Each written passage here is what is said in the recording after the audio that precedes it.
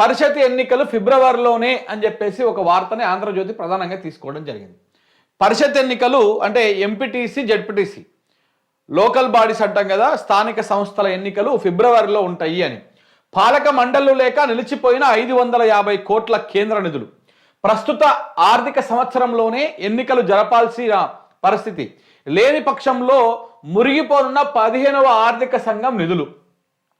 పురపోరు ముగిసిన వెంటనే పరిషత్ ఎన్నికల నిర్వహణకు కసరత్తు. బీసీలకు పార్టీ పరంగా 42% రిజర్వేషన్ ఇచ్చేటువంటి యోచనలో కాంగ్రెస్ పార్టీ.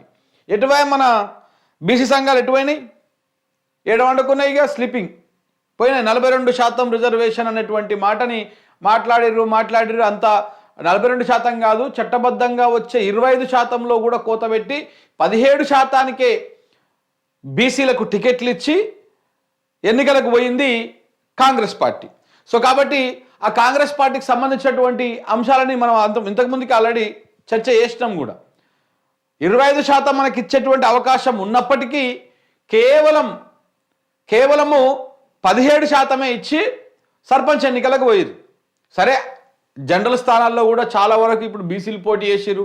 బీసీలలో రాజకీయ చైతన్యం వచ్చింది. ఎట్ ఎనీ కాస్ట్ మనం పోటీ చేయాలి, మనం ఎంత జనాభా ఉన్నాం కాబట్టి మనం పోటీ చేయాలనేటువంటి అవగాహన, ఆ సోయి వచ్చింది కాబట్టి చాలామంది బీసీలు పోటీ చేసిర్రు.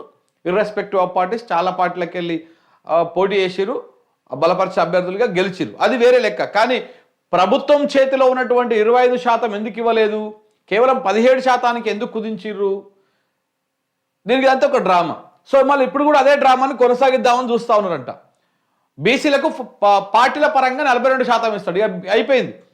ఎంపీటీసీ, జెడ్పీటీసీ ఎన్నికలు ఎందుకు పెట్టలేదయ్యా అని చెప్పేసి మనం గతంలో అడిగినప్పుడు అది కోర్టులో అంశం ఉన్నది కాబట్టి అది తేలిన తర్వాతనే పెడతాము. మరి ఇప్పుడు తేలిందా?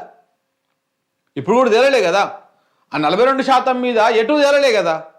మరి తేలకుండా నువ్వు ఏ రకంగా మళ్ళీ ఇప్పుడు దీన్ని తీసుకొస్తా ఉన్నావు అంటే, మీకు అనుకూలంగా ఉన్నప్పుడు ఒక మాట చెప్పాలా, మీకు అనుకూలంగా లేనప్పుడు ఇంకొక మాట చెప్పాలా. అదే జరుగుతూ ఉంది ఇక్కడ. ఫిబ్రవరిలో పెడతాడంట. అంటే ఫిబ్రవరిలో పెడతాడంటే మరి ఈ లెక్క ప్రకారము ఇప్పుడు మరి అంటే ఆ రెండు ఒకటిసారి వస్తాయి. పురపోరు ముగిసిన వెంటనే అంటే పురపోరు ఎప్పుడైతుంది అయితే జనవరిలోనే కావాలి ఎన్నికలు. పురపోరు అంటే మున్సిపల్ ఎన్నికలు. ఈ మున్సిపల్ ఎన్నికలు, మున్సిపల్ కార్పొరేషన్ ఎన్నికలు నాకు తెలిసి జనవరిలోనే అయిపోవాలి. మరి ఒకవేళ జనవరిలోనే అయిపోతే అప్పుడు మీరు ఫిబ్రవరిలో పెట్టడానికి ఆస్కారం ఉంటుంది.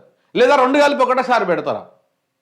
ఇటు మున్సిపల్ ఎన్నికలు దాదాపు 117 ఏమున్నాయి మున్సిపాలిటీలు, ఎంపీటీసీలు ఇవన్నీ ఒకేసారి పెడతారా?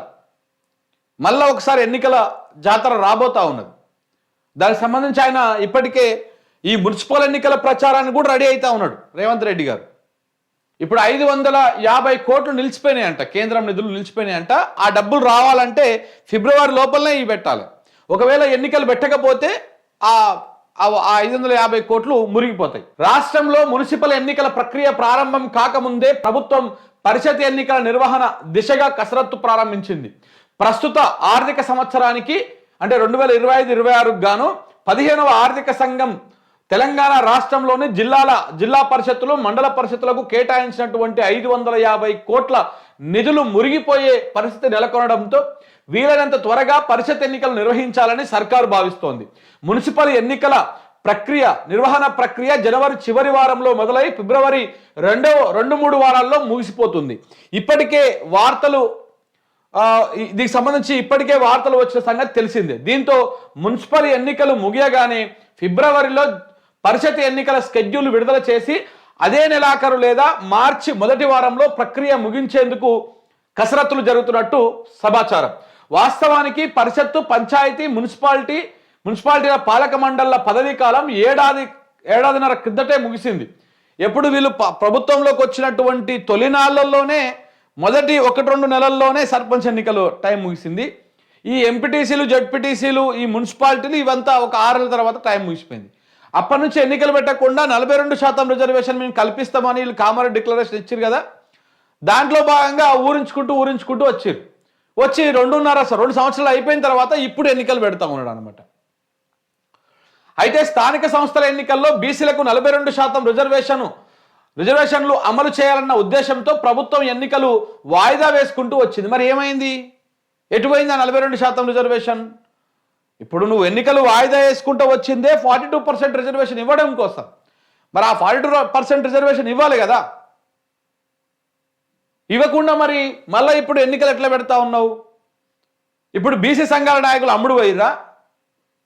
బీసీలు ఎవరు మాట్లాడతలేదు ఎందుకు? బీసీ నాయకులు అట్టట పెడతావు రేవంత్ రెడ్డి. మరి మొన్ననేమో సర్పంచ్ ఎన్నికలు అన్నావు, అది అట్లనే మాకు మోసం చేసినావు. మళ్ళీ ఇప్పుడు ఎంపీటీసీ జెడ్పీటీసీ మున్సిపల్ ఎన్నికలు వచ్చింది. ఫక్తు పార్టీ గుర్తుల మీద జరిగేటువంటి ఎన్నిక ఇది. మరి ఇప్పుడు 42% ఇవ్వాలి కదా అని చెప్పేసి ఇప్పుడు ఎందుకు అడుగుతలేరు? దేనికోసం అడుగుతలేరు? పోనీ ఆ 42% ఇవ్వకపోతే 42% అనేది రేవంత్ రెడ్డి చేతిలో లేని పని. అది వీళ్ళు నోటికొచ్చిన హామీ ఇచ్చిర్రు.